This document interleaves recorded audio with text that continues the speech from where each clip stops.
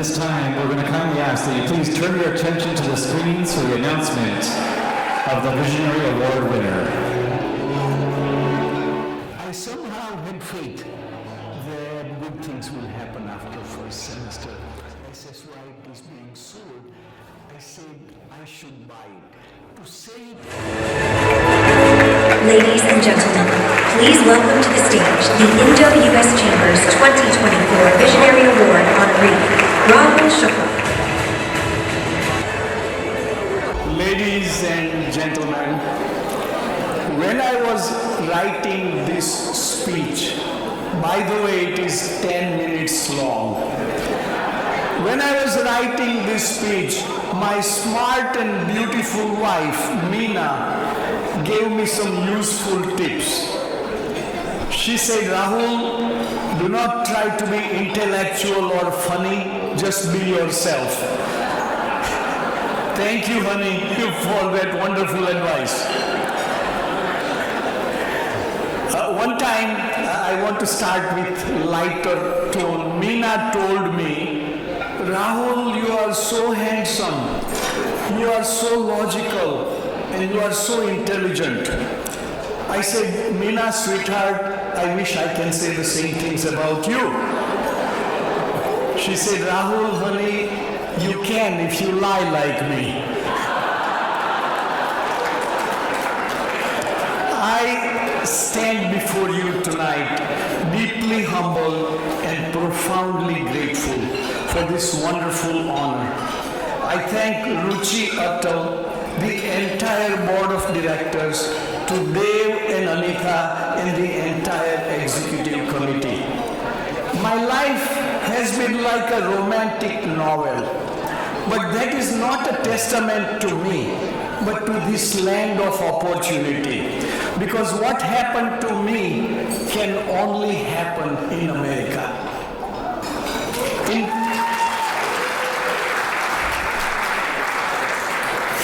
When I was young in college in India, I used to read Perry Mason in my spare time.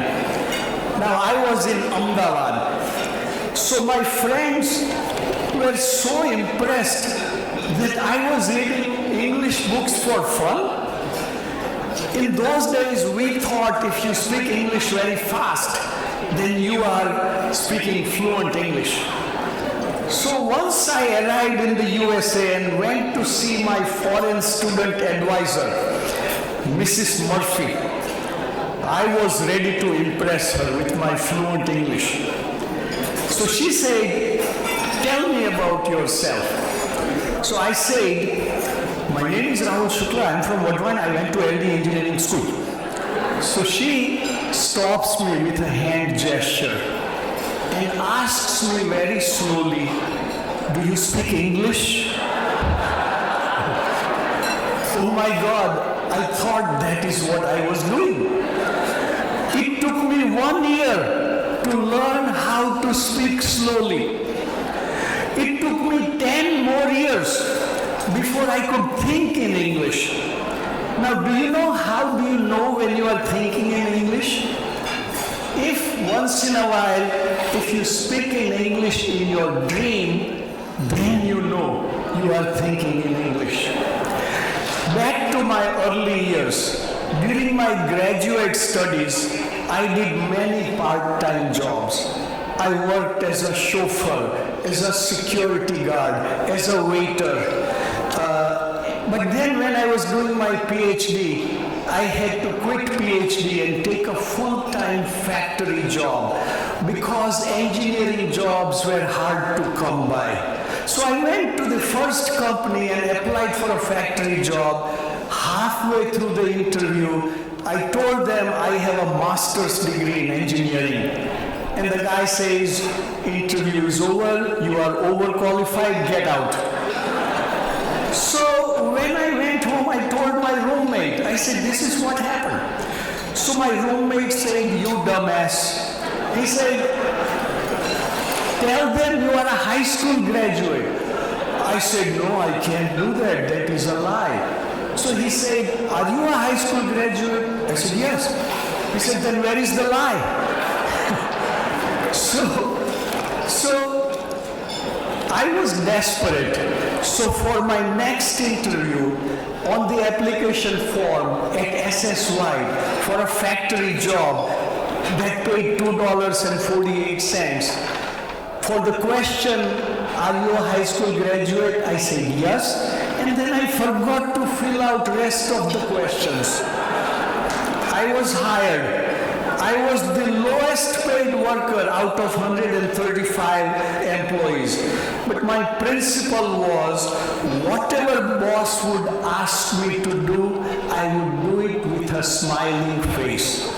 That strategy worked for me. I got promotion after promotion. Along the way, I met many kind bosses. You see, if you see a turtle sitting on a fence post, you know that turtle did not get there by himself.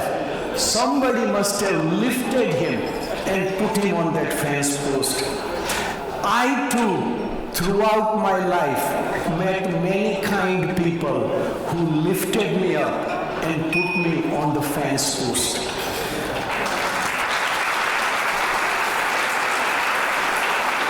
Then in 1987, our parent corporation put our division up for sale. I went home that night, as you heard in the video, and I told Meena, I said, they are selling SSY for only $6 million. Let's buy it. So Meena said, we have $6,000. So I said, we are almost there. So she says, how do you see that? I said, the significant digit, 6 is right.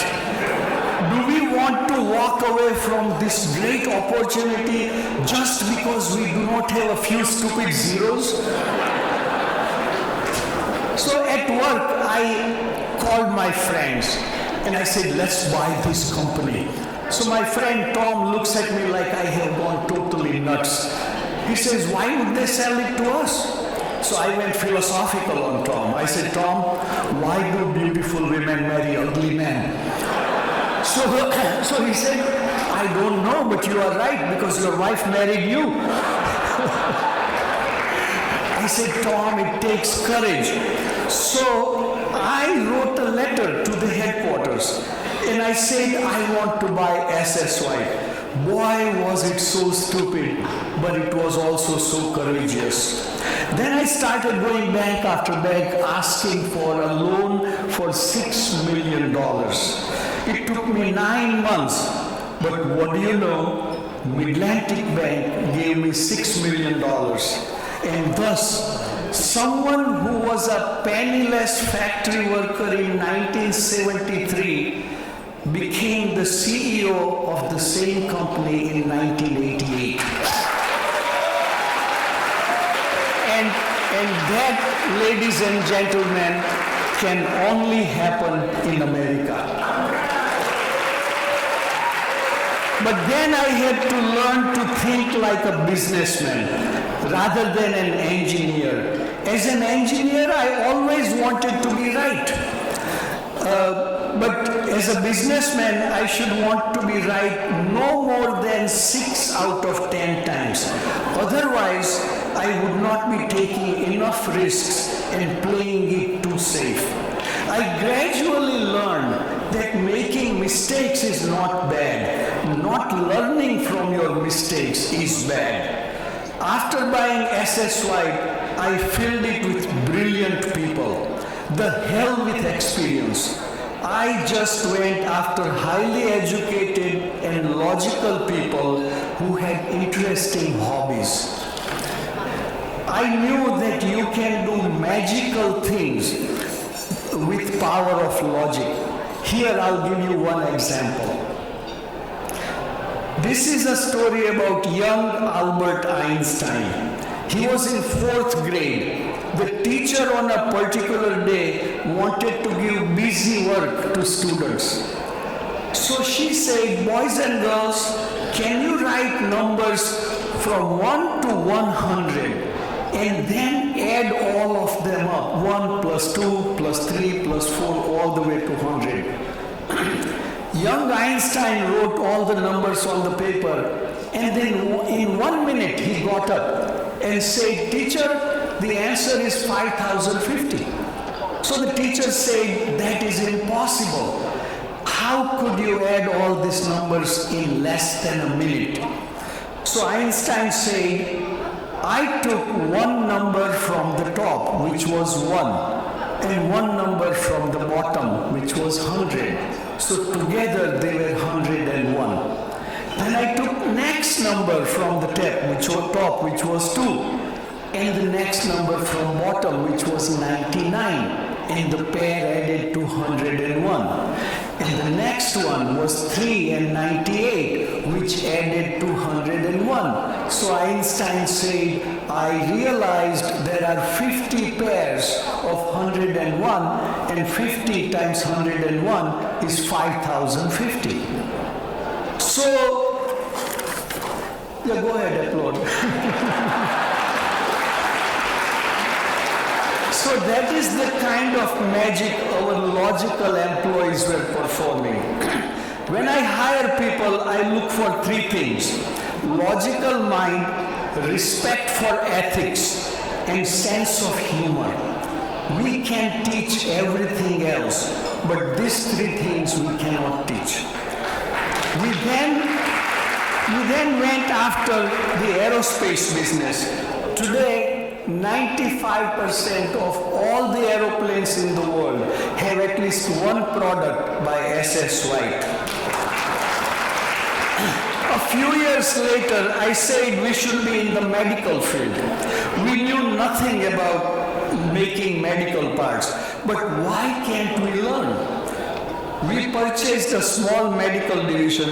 We started making extraction tools for orthopedic implants. Today, in that field, we are the #1 company in the world.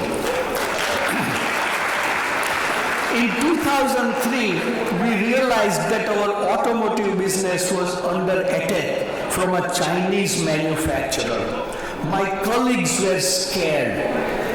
They thought that with China's cheap labor, we would lose this trade war. But I had just heard an interesting and inspiring story, which I will share with you. An Indian NRI and a Chinese businessman were visiting India to seek new joint ventures. The town where they stayed was near the jungle of Gir. One day they went for a long walk, took one wrong turn, and they walked into the jungle. Then they heard the roar of a lion. They saw only 100 feet away. A lion was looking at them with his hungry eyes. The lion had already taken attack position. Both Indian and Chinese froze with deathly fear. But then the Indian quickly opened his briefcase and he took his running shoes out.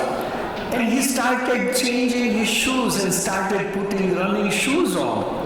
So the Chinaman started laughing at Indian guy and said, "Hey buddy, the lion can run 60 miles per hour. You with your fancy running shoes are not going to outrun the lion." To which the Indian businessman said, "I don't have to outrun the lion, I just have to outrun you." So I realized I do not need to be better than every manufacturer in the world. I just have to be better to that one factory in China. We quickly started a plant in India. Today our India plant is 100,000 square feet, employs 500 workers and 100 engineers. I have gradually learned that when all practical people agree with your proposal, it may be time to scrap that proposal. And when all practical people say, "If I were you, I wouldn't do that," it may be time to get excited about that proposal. So the last crazy thing I did was I decided to move my factories from New Jersey to Tampa area. 6 years ago, at the age of 71, my wife is only 29. Every friend in New Jersey said I was crazy, but it turned out to be the second best decision I have ever taken in my life. Of course, the first best decision to marry my smart and beautiful wife, Meena. Now, at the end, I want to confess one thing.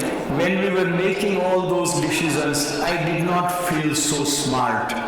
As a matter of fact, I felt pretty nervous.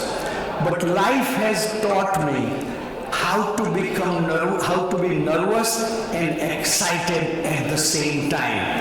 It is much like when we get married.